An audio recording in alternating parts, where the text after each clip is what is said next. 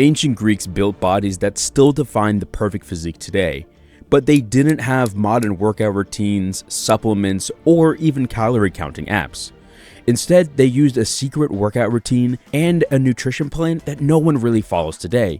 So by the end of this video, I'm going to tell you all of their secrets and how to apply them to achieve a Greek statue physique. We're going to start with something almost every Greek athlete did: rope climbing. They climbed using their hands and feet.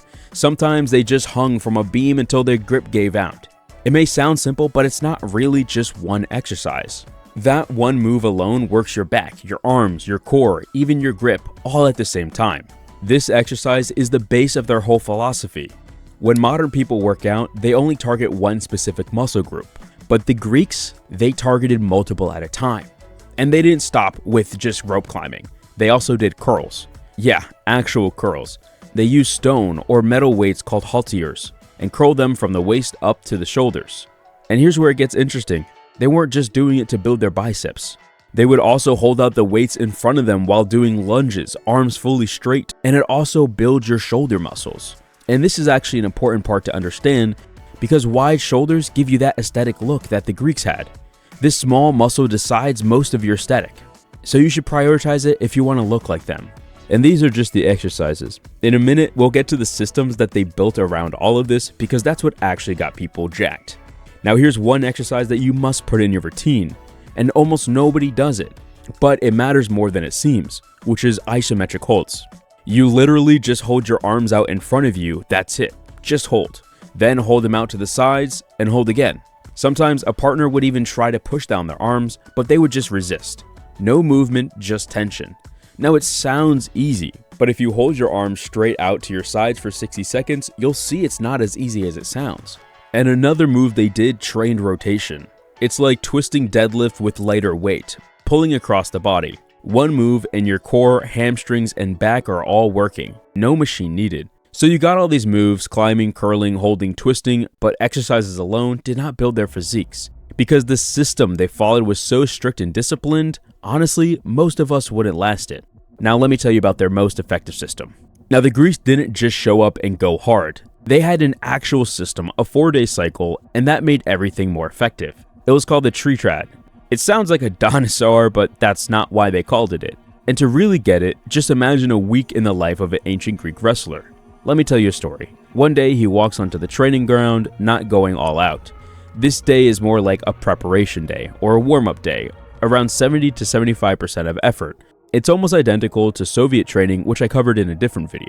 Nothing super crazy, because the goal here isn't to destroy the body, it's just to wake everything up and get the muscles ready. Now it's time for day 2 when things start to get serious. This is the day when you go all in, maximum effort. If you're a Deadpool fan, everything gets tougher, heavier carries, longer holds, and you're pushing yourself till you can't really go anymore. This is the most important day because it does the real damage, the kind of damage your muscles actually grow from. And you might be thinking, how long will it take to recover from this intense training? Well, we'll get to that in a bit, but now comes day 3, and honestly, it's gonna feel like you're almost doing nothing. You drop down to 25%, just some light stretching, moving around a bit, going through the same stuff as yesterday, but super easy. But don't skip this, because if you skip it, day 2 kind of loses its purpose. It's so you can recover, but still work out.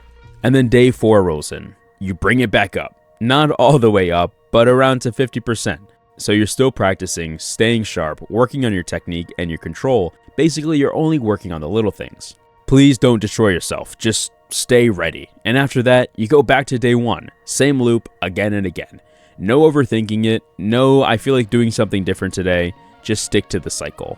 But the Greeks didn't just train and go home. After every session, especially after the brutal second day one, they didn't just stop, they shifted into recovery.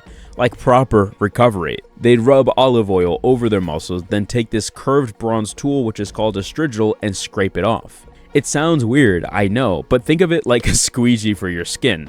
Then came the cold water. Yeah, they were doing cold water plunges way before Instagram, and it was all a part of the system. Now you're probably thinking, okay, how do I even follow something like this? But don't worry, we're gonna get to that. For now, you have the exercises, you got the system. Now here's the most important thing that they knew that we kind of forgot today, and that is nutrition. Because they knew if your nutrition was not on point, you can't perform, and nobody's gonna make a statue of you. Now let's talk about the foundation of their meals: barley. Yeah, it wasn't wheat, probably the grain you eat the most today. The Greeks believed barley gave more energy and better endurance than anything else out there. They'd eat a thick barley porridge several times a day, usually mixed with olive oil or honey. And on top of that, they had bread, obviously meat, olives, and vegetables, and that was basically their whole entire diet. It was just simple foods, day in and day out. Sure, they didn't have McDonald's to tempt them, but they knew that this type of food supports your body really well in any activity you do. It gives you the energy to think, to train, and to click the subscribe button. And that's what primarily built the bodies we're still trying to copy thousands of years later. But food is only one part of the nutrition. They actually added something on top where things get interesting, because they had supplements. Not exactly the supplements we have today. Well, let's just say they ate like a raw bull's heart. Not exactly you'd find on a meal prep Sunday post, unless you watch The Liver King, I guess, if he's still even relevant, I don't know. They believed if the animal is strong, it would make them stronger too. Now, it actually has some scientific holdover. For example, organ meats like heart and liver are packed with nutrients, iron, zinc, and even natural creatine, the same thing people buy in tubs today. But that wasn't all they did. They also, before competing, also crushed raw garlic and ate it straight. Yeah, it probably tasted awful, but they believed it gave them more energy and made them harder to tire out. I don't even want to know what their breath smelled like after that though. Garlic was just for endurance though. But what about right before they competed? They needed something for a fast boof, so they'd soak figs in wine and eat them right before the event and go. But there's a line between food and something else entirely, and the Greeks crossed it. They even used herbs to give them energy or to dull pain, basically ancient pre-workout. And when you put all of this together, it starts to make sense. It wasn't just one thing, it was their system. A system that is way more simple than what people overcomplicate today, and it was consistent. So if you want to train like this, all you need is the system. I put it in a PDF that you can download for free, link it in the description. Included some bonus tips that I didn't mention in this video. I would love for you to try this routine for 2 weeks and tell me how it goes in the comments. Shout out to this comment, thanks for watching, and I'll see you in the next one.